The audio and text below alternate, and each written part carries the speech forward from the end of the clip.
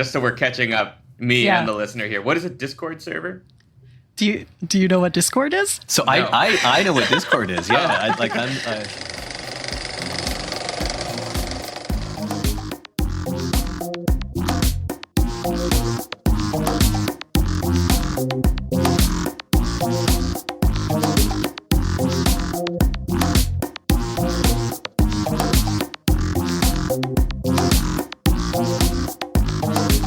Brunswick Archaeology podcast, featuring your hosts, Gabe Reinick and Ken Holyoke.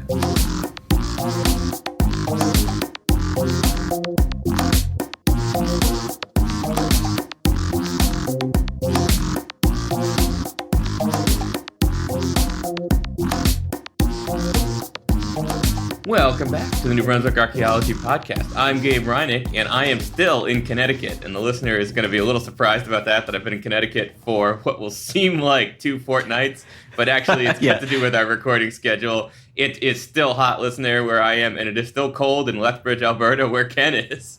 How are you, Ken? Exactly, and yeah, I'm doing well. And Gabe, not only are you still in Connecticut, you are still in that bar in Connecticut, and you are wearing another tiki shirt. Like you are. That's right. It's I'm sure there's a Jimmy Buffett quote I could throw out here, but I really don't like Jimmy Buffett. So. Yeah. I am living on sponge cake. Is that the phrase? is that a Jimmy Buffett line? I'm not sure. Whatever it is, I've changed latitudes and changed attitudes, and that's the important part, isn't it? Exactly. And how are you this fortnight, Ken?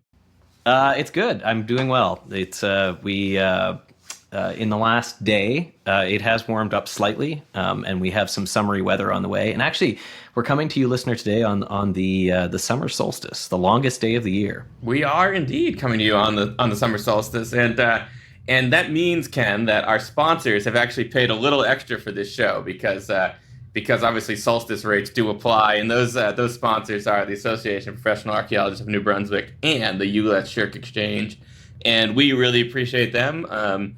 They help us to make this thing happen every fortnight, and they help to pay Emmanuel, which is increasingly a crucial part of this operation.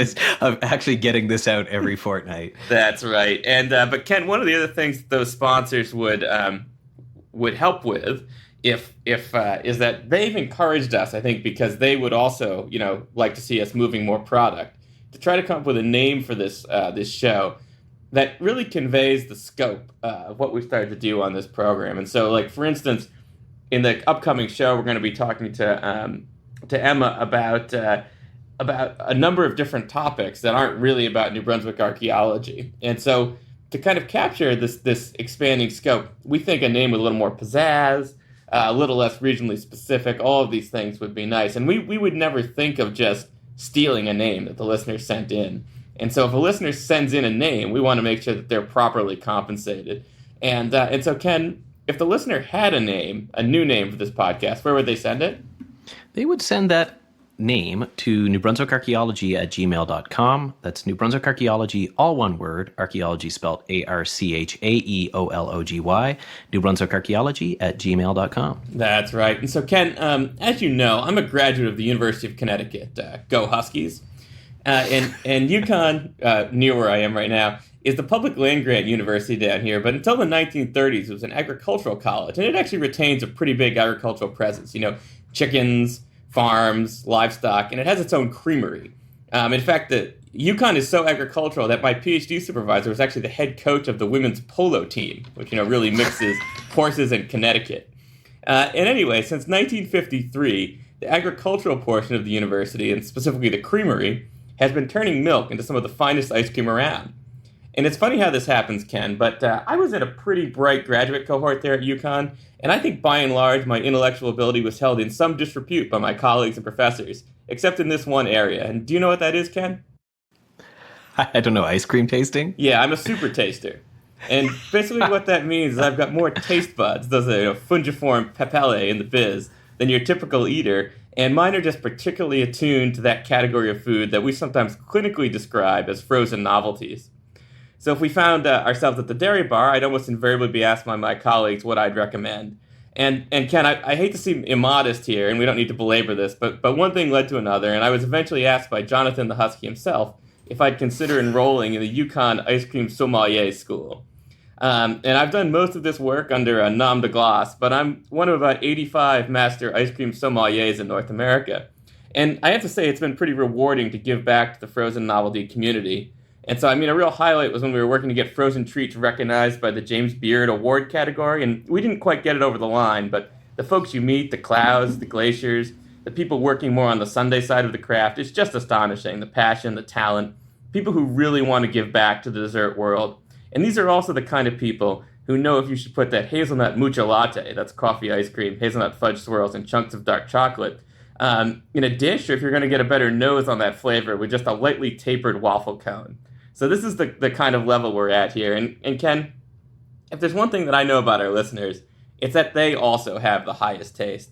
And that's why I'm comfortable offering this ice cream sommelier experience to the lucky listener who writes in with the new name for this podcast. And here's how this is going to work. We're going to start off with just a couple of clinical tests. We're going to get an ear, nose, and throat doctor in to check on the raw count of taste buds in the crucial areas of the listener's tongue. And then we Seems a little bit invasive. Well, I mean, but you really have to start with your baselines, Ken, or else your ability to do this is just going to be all out of whack. You've got to calibrate the equipment, you know? Okay, gotcha. Yeah, I mean, I even have parts of my tongue insured, but we don't need to talk about that right now. And then we follow up with a simple taste for propylthiouracil, which just helps to establish whether or not you're a super taster. And look, you don't actually have to be a super taster to make this work, but we do want to set some baselines and just get a sense of some of the challenges we may need to address, you know, some of the weaknesses that we may need to think about during this course. And then, Ken, well, it's time to start learning frozen novelties. It's going to be a year-long apprenticeship, so we start in the classroom by nailing down the basics. We deal with sorbets, and those, of course, go back as far as 550 BC in Persia. We need to consider butterfat ratios and hard serve versus soft serve, cake versus sugar cones, and then once we've covered some of that, we can move on to the merits of your basic toppings. You know, chocolate sprinkles, rainbow sprinkles, the implications of each, the indications of when to use those. And eventually we'll have worked our way all the way up to sundaes. And so we just kind of climb the ladder to make sure the listener knows their way around the taste palette of whipped cream and the various kinds of cherries and so on. And so we, and well, when I say we, I really mean me and the other ice cream sommeliers, we also think it's important that you get a sense of local flavors that help to make a region so distinctive. So this is the terroir, if you will, of an ice cream. And exactly. So we're going to make sure you know your way around a grape nut in Aroostook County, a baklava at the Puritan in New Hampshire, tiger tail in the Canadian Rockies, frozen pudding also in New Hampshire. You get the idea, Ken. Life is short, but the art is long. And at the early stage, we just want to make sure that the apprentice is expanding his palate or her palate. But anyway, once we've knocked off the technical side of things, we get to work on craft. We'll visit some of the premier North American producers to develop that cow-to-cone perspective that's just so essential for really getting a sense of premier frozen novelty manufacturer. So we'll learn about cattle selection, milk transport, churning, storage, everything that happens to make great ice cream. And of course, for the prospective ice cream sommelier, this gives an opportunity to get a better sense of the business side of ice cream, getting beyond cold hard serve to cold hard cash. And that's not all, Ken. After this, we want to put those skills to the test, so we'll be crisscrossing the Grand Estate on the New Hampshire Ice Cream Trail. That's right, Ken, 42 scoops in 42 days. From Hayward's to Moose Alley Cones, from Stewart's to John Sugar's house, to Licky to Chewy's. And this stage is really crucial to building up the apprentice's experience. They're applying what they've learned to a range of different ice cream styles and approaches. It really, Ken, is crucial that a classically trained ice cream sommelier is familiar with ice cream of all different kinds. And this is also going to be an opportunity for the apprentice to get a sense of the ranges of possible presentation. And after that, Ken, the lucky listener is ready to sit the Certified Ice Cream Sommelier examination, and I'll rest assured that after this rigorous training, they'll be all set for the exam. I think, Ken, we can both agree as educators that the journey is as important as the outcome, but it's still good to pass the test, so as a special bonus offer to the lucky listener, I'm going to throw in my complex packet of study materials. That's flashcards, access to my ice cream EndNote library, manufacturing diagrams, and of course the limited access to my tasting notes, the whole collection. So Ken, if the listener wants to get on this sweet, sweet road to success, where would they send their winning new name for this podcast on this hot day? That is quite a package. They would send that to newbrunswickarchaeology@gmail.com. That's New Brunswick Archaeology spelled all one word, archaeology spelled ARCHAEOLOGY, newbrunswickarchaeology@gmail.com. That's right, Ken. And if you look at that mailbox, we actually pre-recorded one of these yesterday, so we may not have very much in it. But what's new in our mailbox? So there's not a whole lot new in the mailbox, but one of the things that I had not looked at yesterday that I thought might be something to highlight for the listener as we roll into the summer and approach our sort of our short hiatus that will transition us between season 2 and season 3 is more a thank you to the listener for their continued support of the New Brunswick Archaeology podcast. I've noticed that we have upped our subscriptions on YouTube to 23 people now, which is actually up substantially from what it used to be. That's very good for a platform we don't use. Well, we do use it, and unfortunately, the YouTube listeners are not actually getting the full catalog of NPR pods because any of the episodes that are over 2 hours long actually don't get posted to YouTube because apparently they don't allow that. So I'm not entirely sure how to do that, but we will endeavor to do that. But the other thing that we wanted to draw attention to is the fact that we've crested 7,500 listens on our RSS, which is our host site. And I'm just pulling up some analytics here from Apple Podcasts, which are excellent. Actually our largest subscription service. And actually on Apple Podcasts, they indicate that we've crested 8,000 Oh, listens. wow. And so what we wanted the listener to realize is that at some time in, we think probably calendar year 2024, we will have a 10,000th listener contest.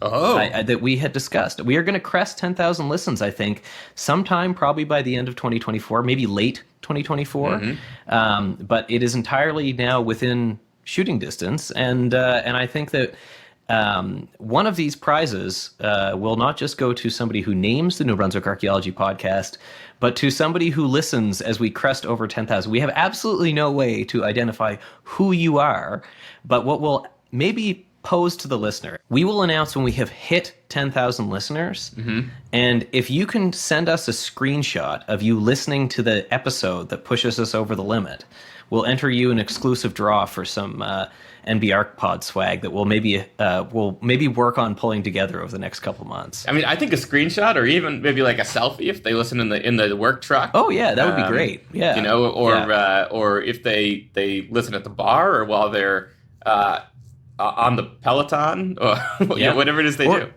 Or as I did on the weekend, not listening to us, but I've discovered. So this is how we actually running, drive the numbers. I don't really like running, but I've discovered that I like trail running. Yeah. And so I actually did my first competitive trail run on Saturday. I was part of a relay team. Good for you. That participated in the Coulee Cactus Crawl. Oh, right. I got a really nice T-shirt for it. Nice. I enjoy listening to podcasts while running because it distracts me enough from the fact that I don't enjoy running. But it's also, like the trails all through the Coulee are quite pretty. So that's great. I've got a visual distraction and an audio distraction. And so those of you who are maybe also out for a run listening to the podcast, and probably a very long run if you're hoping to get a whole episode in. So yeah, that's true. We really are. I had a friend in West Virginia who liked to run 50Ks, and whenever he mentioned this, I always said that sounded more like a salary than a distance. Yeah, exactly. Yeah. And I mean, if he's into 50Ks, that would be the equivalent of what, like 4 episodes? Absolutely, you can get in a good chunk. So for those of you that have actually recently joined us, maybe after reading the SAA Archaeological record paper, if you are also an endurance runner or a what they call ultra marathon runner. Yes. We have a back catalog of I think we've probably crested at least 100 hours of content. Would that be fair? I think so. Yeah. And it would be a wonderful pairing with your excruciating journey through that ultra marathon. and if you want, actually, I think if you're the 10,000th listener and you send us in a picture of you listening, being the 10,000th listener while you're on an ultra marathon, I think Ken and I would actually be happy to tune in live and even walk you through, 20 or 30 minutes of your next ultra marathon. Exactly. We'll be the noise in your earpiece. Yeah, I've lost my page here for a second, but so one of the other things that's kind of interesting about the stats and is that overall our our most listened to city is Fredericton, which makes sense. It's the capital of New Brunswick, and New Brunswick in general is the largest region. But on Apple podcasts, Toronto has actually superseded. So our top 5 cities for listeners on Apple podcasts are Toronto, Fredericton, Halifax, Montreal, and St. John, which is kind of cool. That is. We should consider doing an on location at one of those cities. Yeah, and that's the other thing too. Is I think we're season 3 will be back with probably another live podcast somewhere, and actually, and can you guess which the largest American city is? That's an interesting question. Orient. New York. Really? Yeah. Does your brother live there? Is it possible that what we're seeing is Toby in the stats? I actually don't think Toby's a listener. As far as I know, he should be. I was going to drive the stats, but no, he lives in Boston now.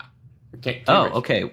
Yeah. So rounding out the top 10: Toronto, Fredericton, Halifax, Montreal, St. John, New York City, Moncton, Calgary, Vancouver, Ottawa, and Boston, and Worcester.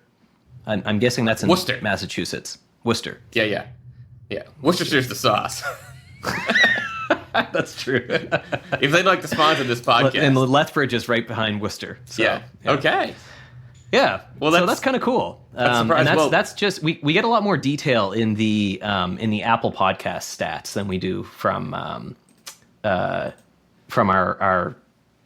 RSS hosting. But in there, the top countries and listeners are Fredericton, United States, not applicable for the city, as there's no detail, and then St. John, Canada, not applicable, and then Montreal. So, right. Well, east of the Rockies is certainly on the air. East of the Rockies is on the air, yeah, and somewhere in Boardman, United States, is also a high listener on RSS. What state is that in? I don't know. It just says Boardman. I'm not sure. Well, if you're listening and you're in Boardman, shoot us an email. Yeah. And thank you for listening. Yeah, thank you for listening. But yeah, so not a huge mailbag, but I thought I would update the listener that they're taking part in something that we're very proud of, and that it's pretty exciting, and that we're approaching what is kind of a really cool milestone, and we want to thank you for being part of that. And so we're getting our plans together for what the 10,000th listener is going to look like. I mean, we've actually already crossed. We're at 10,000 imperial listeners. It's just that we're at 8,000 metric listeners. Exactly. Yeah. We haven't converted yet. Yes. All right. And so, Ken, we've got a very exciting program coming up. We're going to be talking to Emma Yasui in a far-reaching conversation, really spanning from diversity and archaeology all the way up to video games. And so, I guess without further ado, I'll introduce you about to introduce Emma. Yeah. And listener, you might also learn, as Gabe did today, what Discord is. That's so true. Yes. All right, Ken, you stay warm, I'll stay cool, and we'll see you in about 5 seconds to record the aftermath of the next segment. Excellent. Enjoy, listener. All right, and so we are joined today on the New Brunswick Archaeology podcast by Dr. Emma Yasui, who is a research associate with U of T's Archaeology Center and a sessional instructor at York University. She is also a freelance cultural consultant and sensitivity reader for gaming products, and a production team member on the Asians Represent podcast group. Emma got her PhD in 2022 from University of Toronto, and that's where Emma and I met, and her MSc from U of T in 2011. She also got an honors BSc from Lakehead University in 2009. Her research focuses on Hokkaido archaeological sites and Jomon period archaeology in Japan, with research interests including ancient food and diet, East Asian prehistory, stone tool technologies, cultural heritage, and the intersections between pop culture and archaeology. She has also contributed to projects in Jordan and China. And Dr. Yasui's research has appeared in the Journal of Archaeological Science Reports, Paleo-Orient, and Currents in Teaching and Learning, and as mentioned as before on the podcasts Asians Represent, and former podcast or previous contributor to Digging the Other Side podcast. So welcome to the show, Emma. Thank you for coming on. Welcome to the show, Emma. Woo! It's nice to see you again. And I think we last saw you at the CAAs in Saskatoon, and we thought we should have this conversation. And then I lost my voice. Oh, that's right. I'd forgotten. And so couldn't record anything. That's right. It's all the screaming at the CAAs can do. That's not everyone knows about the CAA mosh pit. Yeah. Or just exciting. the loud bars where you're arguing about something at like 2:00 in the morning, and then you wake up the next day and it's just you're done. Yeah, Done. Yeah. and that's on Thursday, and you've still. Yeah. But Emma, so this year at the CAAs, you took part in the Black and Racialized Archaeology Network meeting, and so our listeners have heard some about this. We talked to Tommy Ng and Alvina Tan for an earlier program. But we wondered if you could just tell us a bit about the goals of that group and why you think it's so important for Canadian archaeology. Of course, yeah.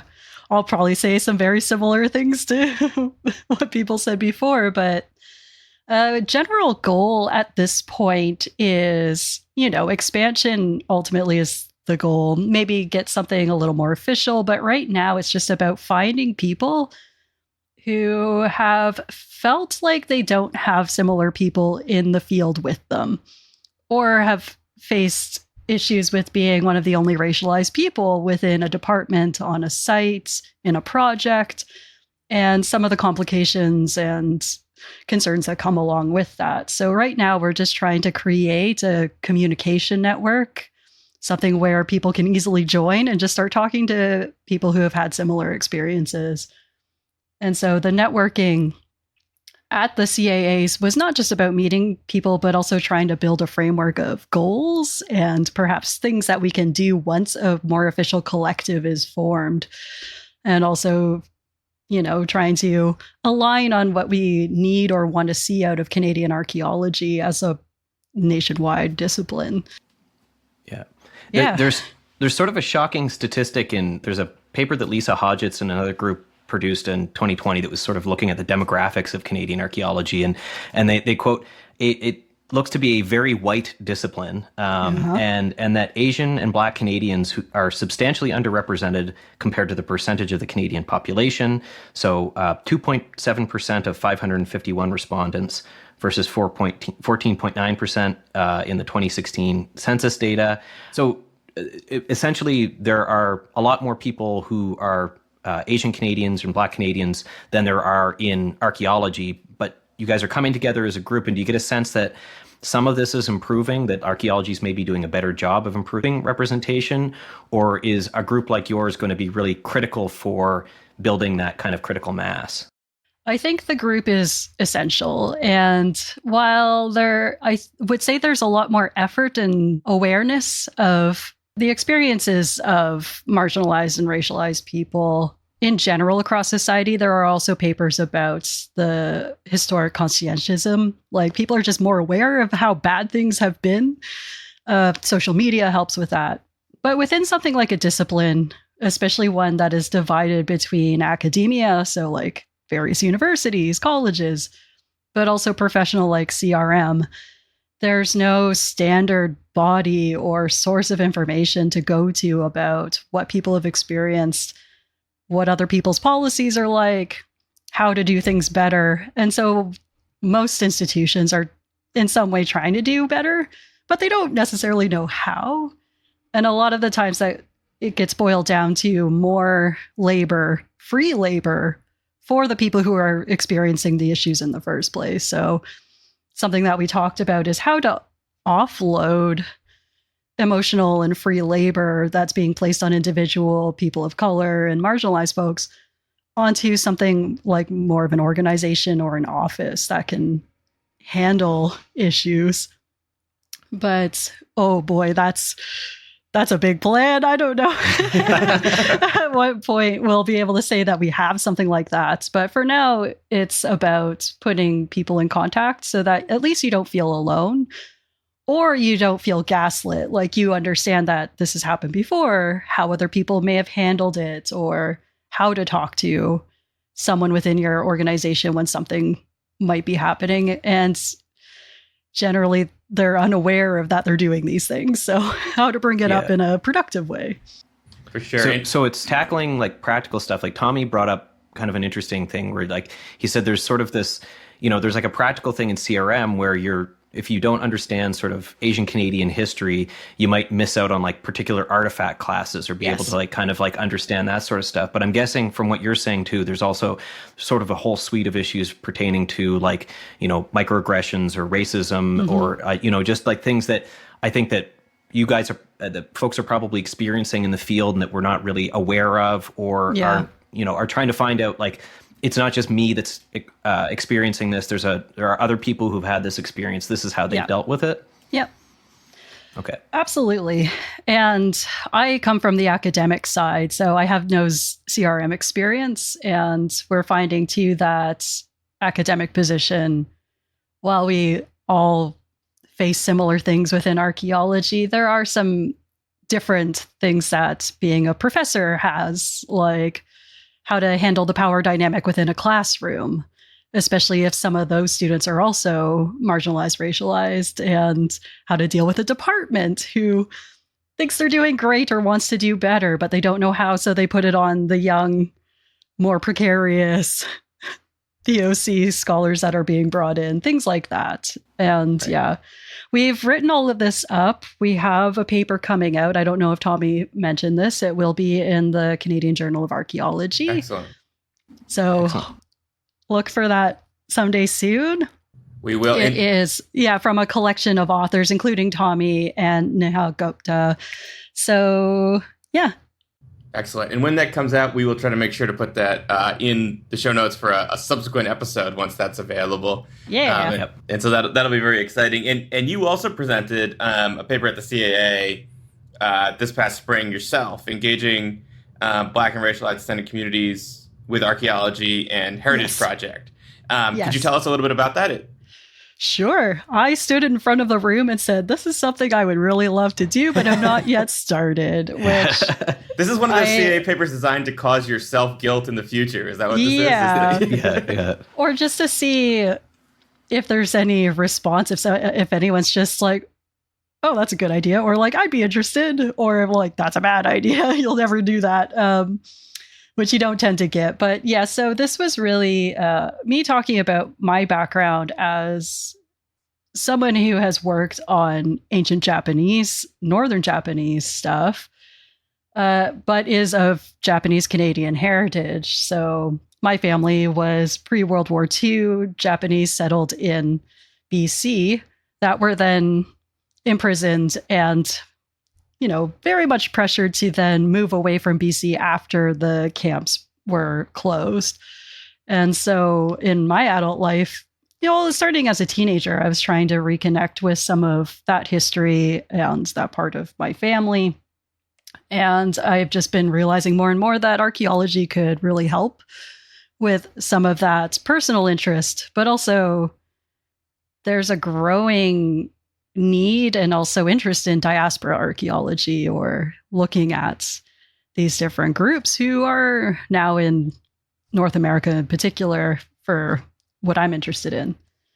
So my presentation was about taking my background in the archaeology of food and specifically economic plants, and trying to do some stuff with that in the Canadian Nikkei, or the Canadian Japanese situation.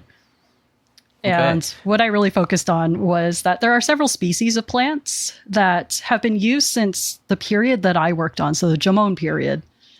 So 16,000 to 2,000 years ago across Japan, there are species of plants that those people were using that were then brought to Canada by early settlers and planted at various Japanese Canadian villages, but also the imprisonment camps. And how we can use maybe even just survey identification of those plants as a way to indicate Japanese Canadian presence. Great. Where cool. settlements and structures no longer survive. So you take an interesting pathway that is called paleo-ethnobotanical research. Yes. Which is you're looking at ancient plants in the archaeological record and what the stories they can tell us. And so can you tell us, maybe step back a bit and tell us a little bit about paleoethnobotany? What are the techniques that you use? And so you talked about survey, so actually looking to see if the plants are growing those locations. But if, for example, you find a site and maybe you're excavating, what are some of the things that you would do to look at the plant remains in that site? Ken, can I just interrupt for 1 second and just note that I've noticed, I've had an observation now, which is that 100% of the paleoethnobotanists to appear on this podcast have also been interested in gaming. Oh. And so I think this is a real pattern. Food and games go together, this right? just dawned on me. But go ahead, Emma. I'm sorry. That's funny. Paleoethnobotany is a really broad category. Just in general, the relationships between humans and plants throughout time. The ethno part means they're really interested in the cultural, socio-cultural aspect. Like, it's not just archaeobotany where you're looking at the species and if they're there or maybe even their natural range, but it's really about how people use them, what meanings they might have had. And so what I do specifically is known as ancient starch research, which just means I spend a lot of time at a microscope. I take residues and sediments off of artifact surfaces, put them on slides, and look at them under high magnification and identify the little starch grains that go into making starchy plants like potatoes and yams, beans, different grains like wheat. And we can use those little diagnostic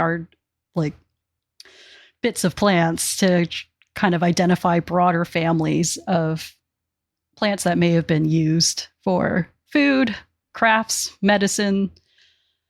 And when associated with artifacts in particular, it gives us a lot of information about what activities might have been done. Cool. And you're doing this during the Jaman, or you've done a lot of this during the Jaman period. Yep. And could you just catch both me and our listeners up on this? Am I right that sort of roughly this is kind of the Japanese Neolithic? Like, is that a kind of analogy? It was called that a lot. There's a lot of ongoing debate about how to classify this period, and then also a debate about whether we should be classifying this period. But the Jomon is, like I said, a very long cultural period between about 16,000 to nearly 2,000 years ago. It was found all across what is now Japan, so a lot of the main islands and little ones. And just about anything you can think of that was done in the past, pre-metallurgy, essentially was happening somewhere in Japan at that time. So that sounds hard to study. Yeah, we have a lot of very broad, regional and temporal variation, but then the economy itself, like hunting, fishing, gathering, early cultivation, and animal management, these are all parts of the basic economy happening throughout this period. And then, of course, the reliance on pottery and stone tools. So what marks the end of the Jomon is the introduction of metals, major shifts in the pottery style, and definite presence from the Korean peninsula, and the introduction of rice agriculture. So it's essentially everything from Stone Age, so everything with pottery, up until like metals and rice appear. That's neat. And so in many ways, your work here in North America is kind of tracking that as just a massive continuity, even as part of a diaspora. In a way, it's more just, I think it's interesting. That's something I chose to dedicate my career to. Also ends up overlapping with my personal history. Cool. Yeah. But so what are and so the paper at the CAA was kind of like positing that this is an approach that you could take. What are the kinds of like plants that you would expect to see in some of these like Japanese Canadian contexts? Yeah. So the big one that has already been talked about, there are articles about it, is known as fuki. It is also known as Japanese butterbur. It's eaten usually in the spring, but you can eat all parts of it. It's not that different looking from rhubarb in a lot of ways, but it is specifically a Japanese plant that was brought here by the Nikkei communities. And we know in places like Tashmi, some of the imprisonment camps, that there's butterbur growing all around because it was specifically brought in by the Nikkei people who were being held there. And we have little records and diaries about how this was done, how sympathetic neighbors would sneak in clippings of plants and seeds and things to the imprisoned people. So those are a great indicator and can be found all across, not just like the coast of Canada, but even down into the US for similar reasons. There are also things like yamaimo, which is a Japanese mountain yam that is very distinctive and grows quite well on its own. And the forests across BC look very similar to the forests across parts of Japan, so it's not surprising that they can thrive in situations like this and are a staple food, very sought after. So we have a couple of plants. There are some others. I don't know how many you want me to talk about, but No, that's good though. Yeah. And we may get you to send us some references too that we can drop in the show notes, just so if our Sure, listeners are interested in learning more about these, we'll add those too. Yeah. We might have some foodies on the show too that are interested in taking on some different cooking materials. So. Yeah, absolutely. And there's a really good book about Japanese Canadian kitchen gardens that was really helpful to me. Oh, cool. Oh, excellent. That I'll send you the info for, and you can make a link to it because it's also part of a community project in Vancouver to support the aging Japanese Canadian community. Oh, awesome. Okay. Yeah, we'd love to put that in the show notes. And definitely. It's called the Tonari Gumi, if you just want me to say it out loud, but awesome. Really cool organization. Yeah. Very cool. All right. Tonari Gumi. And so you're also a seasoned podcaster. The listener will notice that Emma sounds better than Ken and I do. And that's and her microphone glows. And is more polished. It does, Yes. It is more confident. Ken and I, we're twitching nervously. Emma's perfectly confident here in front of the microphone. And Emma's navigating. It's what, like 38 degrees there in Toronto right now. It's pretty hot here right now. I am sitting still but sweating profusely. Me too, but it's perfectly comfortable where I am. That's the and I'm cold. It's not warm in Alberta right now. Yeah. So. Oh wow. Yeah. Got a range here. We wondered if you could tell us a little bit about your two podcasts. One, Asians Represent, and the other, which I understand is on a bit of a hiatus, Digging to the Other Side. Yep. So I'll start with Digging to the Other Side because, I guess, segue. This has been on hold, not officially shut down, but yeah, we're all just taking a pause. And its focus was on people who identify as Asian, who also happen to be archaeologists, who are interested in Asian diaspora archaeology. And so we were bringing in people who are working on projects or in archives or just interested in these things and sitting down and talking about it. And then Asians Represent is very much ongoing and something I've been involved in heavily as both a team member, but also a Discord moderator, which is something I never thought I would be.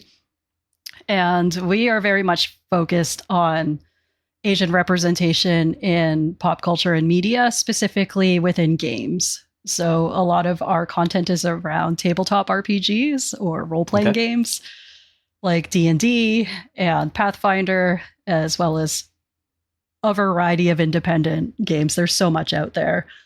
And we look at how Asian cultures are essentially used as inspiration and brought into these different products by mostly people who do not identify with the culture that they are drawing from.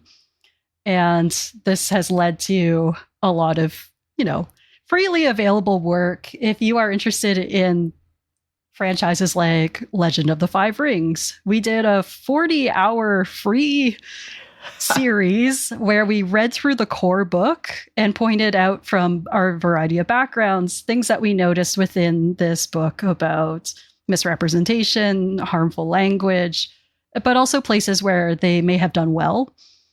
And talk to a variety of people who have worked with the franchise but also been fans of it for a long time. So that's... And so is that a book series or it's a series of games, like tabletop games? Legend of the Five Rings? Yeah. Oh boy. It started out as a card game, but then it's also an RPG. Card game no longer exists, but the RPG is now owned by a new company and going through a complete revival and facelift, which I also worked on as a consultant. So it's a substantial series world, of products. basically. There's also novels, light novels, and different things that have been made for it. So it's a big deal.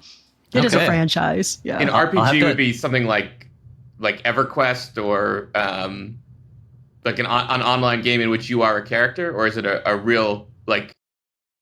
I feel like I'm revealing a bunch of naivete. Yeah. So RPGs, yes, role playing. You tend to pick up being a character within a wider world. Yeah. But TTRPGs or tabletop are usually paper or now like digital interface based. You create a character with set abilities and equipment, and you play through stories usually led by a game master who has set out a story and some challenges for you.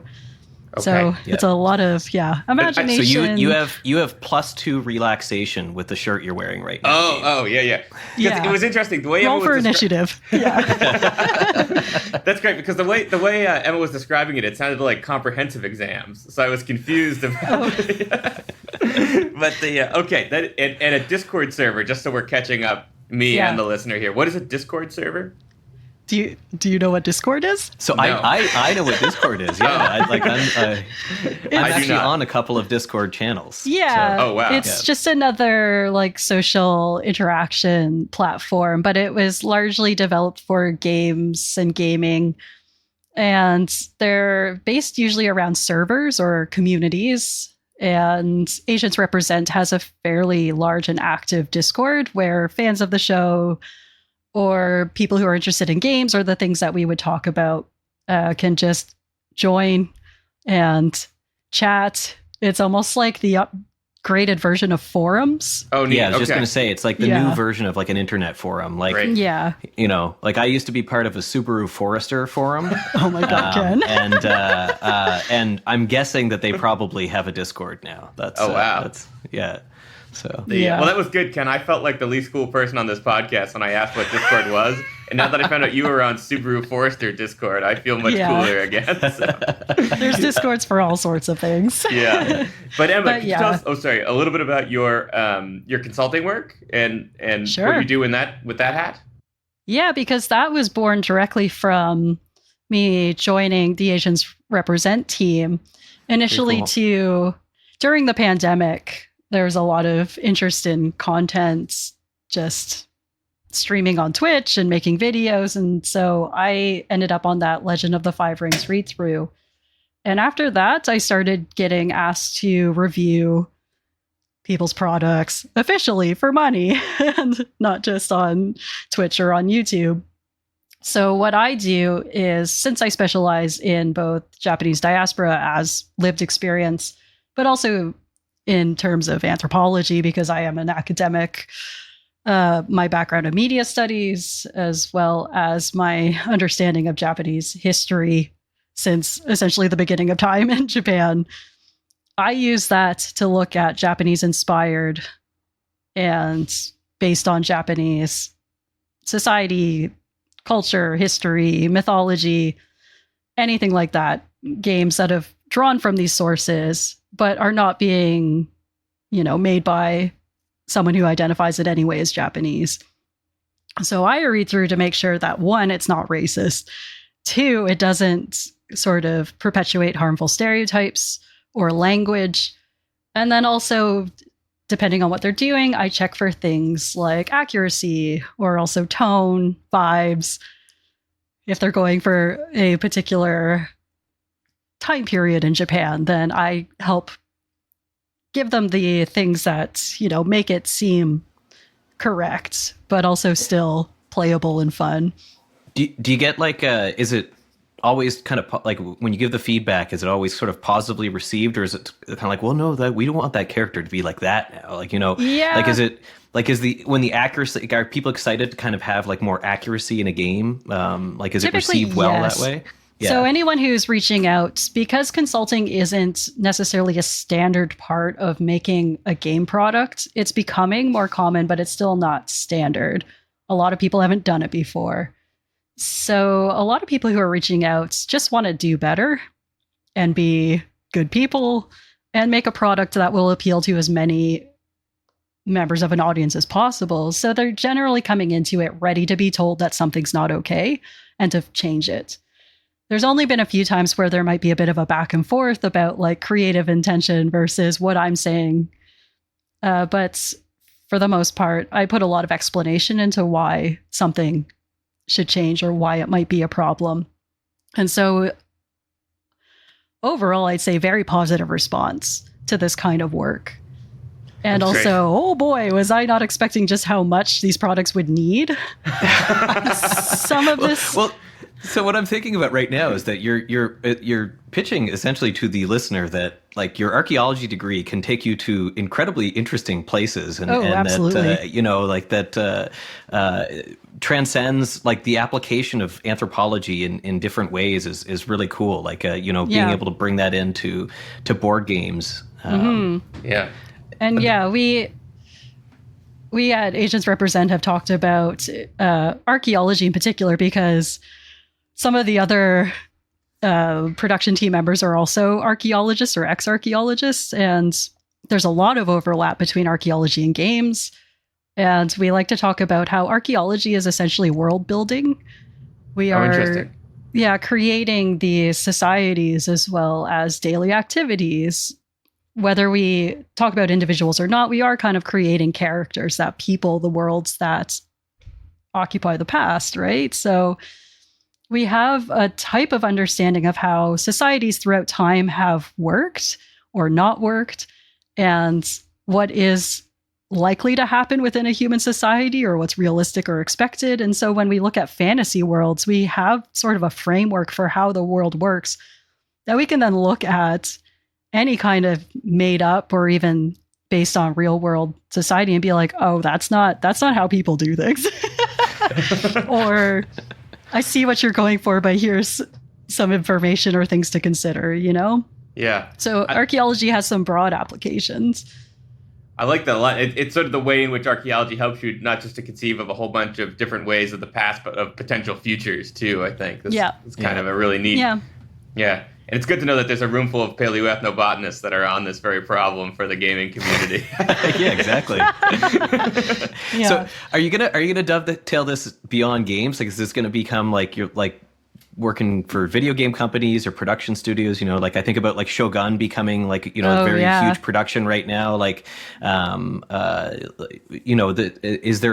there opportunities that extend beyond TTRPGs? Well, I think there are, but whether or not I would ever be asked to do the things is an unknown. So I've been doing consultation now for over 2 years, and I've worked on mostly games. I've also written a bit, and board games. I worked on a character generator, so costume consultation. And I would love to do other stuff, but it's just a matter of someone knowing about me and, asking me to do these things. Yeah, I think the big victory will be when you're able to kind of like merge your Jomon research into one of these TTRPGs, right? I kind of already did. So nice. I was one of the authors on Pathfinder's most recent world book for Tianxia, which is their fantasy Asia setting. And I wrote the fantasy Japan. And part of it was very much based on Jomon period stuff. Oh, very cool. Yeah. That's awesome. That's great. Is it Brian Fagan that has done some of those kind of historical fictions where he's brought in archaeology and written them into like kind of novel form? Am I getting that wrong? Most I don't know. Likely. I know also Peter Bleed did that kind of for, he wrote a book about like a samurai sword in Japan, but it was sort of a mystery / fantasy book. Yeah. Yeah. Interesting. That's awesome. Well, this is. I admit, I did not realize this conversation was going to be this far-ranging, but that's very exciting. This is. I almost feel like we should do another episode on this very topic. We should somehow get the group from the gaming paleoethnobotany community on here for a round table on the topic. But we can start a Discord channel on it, Gabe. Absolutely, I can't wait. I've always wanted to moderate a Discord channel. Ken used to be just the king over at Reddit /Subaru Forester, but now he my God, really expand his. I I am actually in like a Subaru subreddit on that's I'm not surprised. Yeah. So Emma, we're mindful of your time, especially in the sweltering heat that is Ontario right now. And we just wondered if, sort of before we let you go, if you had any sort of closing thoughts about questions of representation in archaeology, or where, say, maybe a student who's listening to this is interested in these topics could explore for further information, or just sort of some closing thoughts in that area. Yeah, well, the big takeaway from the CAAs and working with this group has just been that none of us are actually alone. And anything that one person is experiencing, someone else has. And there's a lot of value in just talking about it. And yeah, we're hoping to create a more accessible way for people to join the conversation. So perhaps a Discord server or something where we can just throw out an invite. You can come in, and if you ever have something you want to talk about or a problem, just drop it in a space like a Discord server. But, it sounds awesome. A lot of work to be done. We're still figuring it out, processing the CAAs and finishing that paper. Yep. Awesome. That's great. Well, and when that Discord server is up, or when those resources are available, we're happy to promote all that stuff, because I think that's a fantastic pathway. Absolutely. Yeah. Well, we really appreciate you coming on, Emma, and this was a fantastic conversation, and I learned a lot, and also it was good to, and we'll get some of these resources from you to share in the show notes. Yeah, for sure. And I'm gonna be bugging my friend who's a big board gamer to see if he has any of the Legend of the Five Rings games, because I'm very curious about these now. Oh yeah, well, could always run a game or do something like that. Yeah, here I was thinking we were gonna have the first ever New Brunswick Archaeology podcast LAN party, but then I discovered that this is the. Oh, I would love to work on video games, but yeah, separate industry. I don't know how they do consultation. Well, this could be Maybe the one crossover day. Power of this podcast. Well, so if the video game designers out there are listening, we'll put Emma's contact info in the notes. Yeah, absolutely. And ask me about how Legend of Zelda uses archaeology, because I love talking about that. Oh, there you go. So we should get you on with Bill, actually, and have like an Archaeo Gamers discussion, because Bill does this stuff too. Yeah. Like Bill Farley. Yeah, and runs a Discord server, or is part of it. Oh, okay. Yeah, cool. There is an Archaeo Gaming Discord server. All right. There you go. It's a small world on Discord. Yeah. Big Worldscape. Big World. Sorry. Big World, and the world's constantly being generated is the other. Yeah, yes. Exactly. Well, Emma, thank you so much for joining us for this discussion. Well, thank you so much, Emma. Yeah, thanks for having me. All right, Ken, and I think now it's time for our hit pieces. I think it is time for hit pieces.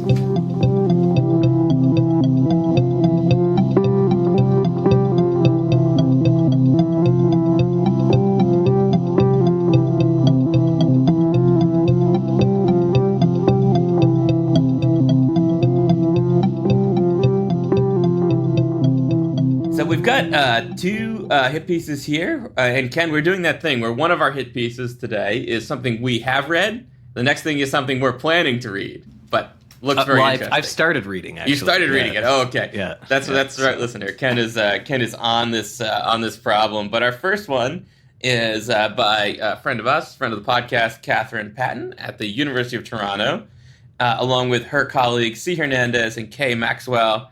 And that's in the most recent SAA archaeological record. And that article is called A Decolonial Reflection on Archaeological Pedagogy and Practice. And what Catherine and her colleagues are writing about here is incorporating decolonization approaches, basically even at the intro level, and engaging with settler colonialism. And I think this actually kind of fits with some stuff we've talked about before, Ken, about trying to build these important topics about kind of why we do archaeology and archaeology's articulation with society, actually at all stages of the archaeology curriculum. I know these are discussions we're having at UNB. I'm sure the discussions you're having at Lethbridge. And they're clearly discussions that KP is sort of spearheading at Toronto. And so highly encourage the listener to check this out, especially if they're teaching archaeology at all. And this is, again, TSAR is open access, which is fantastic. It is, yeah. And I wonder if you should get KP on the show to talk about pedagogy and how sort of reshaping archaeological curriculum in kind of in a modern way, and how different approaches, like something I've learned from, for example, my brother-in-law is a teacher.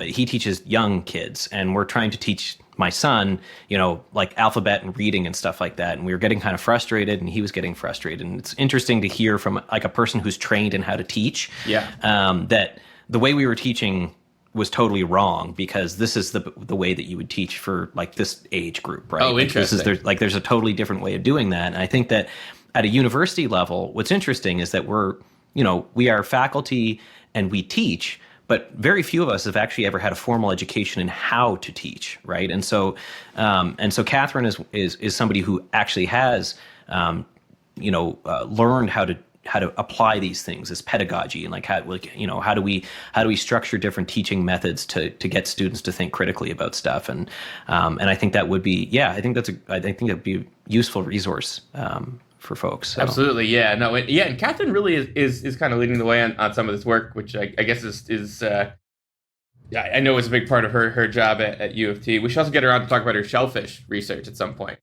Yes. Shells and pedagogy. Shells and pedagogy. Which we don't want to be shellfish with your time, so we might want to try to. We'll do it all. And Ken, then you could tell the one that you've read the intro to, and I've read the back of. Yeah. So we want to highlight Thomas Peace's book that just it came out in 2023, called "The Slow Rush of Colonization: Spaces of Power in the Maritime Peninsula, 1680 to 1790."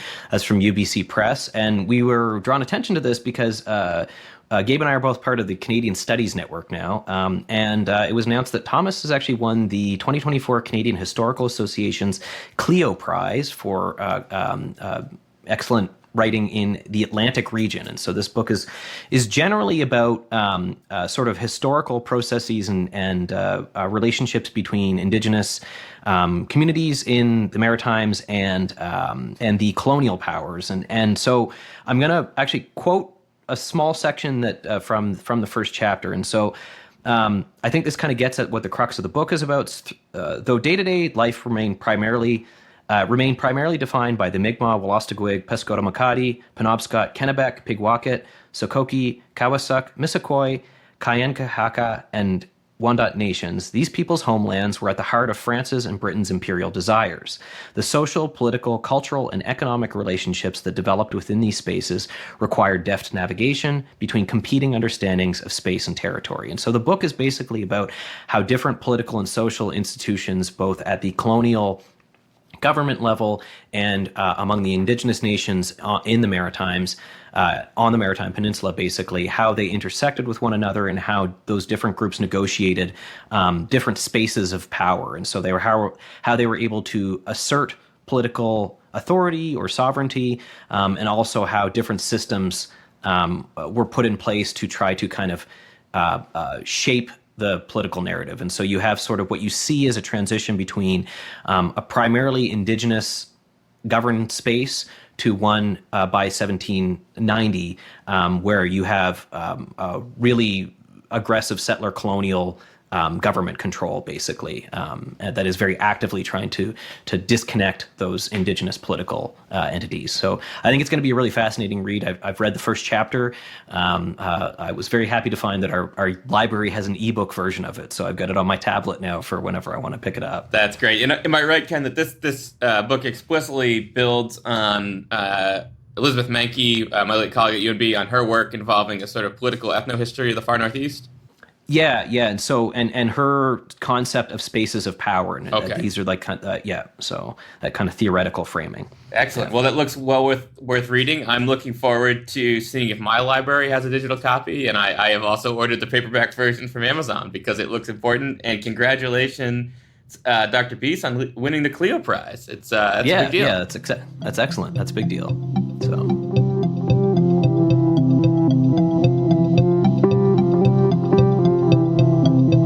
All right, Ken. So I think we have reached the bottom of this bottle of ice-cold Courvoisier, and I may I may pour myself another one and find my way to the swimming pool.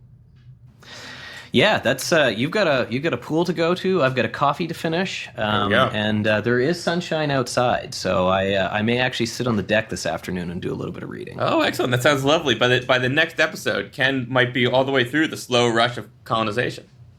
I might be. Yeah. All right, Ken. Well, and it might be warm enough to have a drink outside. Yeah. Well, it's also, what time is it where you are, Ken? It's 12:15 or 20 after 12. Okay, yeah. So we've gotten you into the afternoon. Yeah, exactly. There we go. We're in safe territory now. Yeah, exactly. All right, listener. Well, thank you for tuning in, and we'll see you in about a fortnight. And we'll talk to you later, listener. Thanks again, and let's onward and forward to 10K. Absolutely, and remember, think about where you want to be, where you want to say you were when you were the 10,000th listener to the New Brunswick Archaeology podcast. Exactly. All right. Bye, listener. Bye, listener.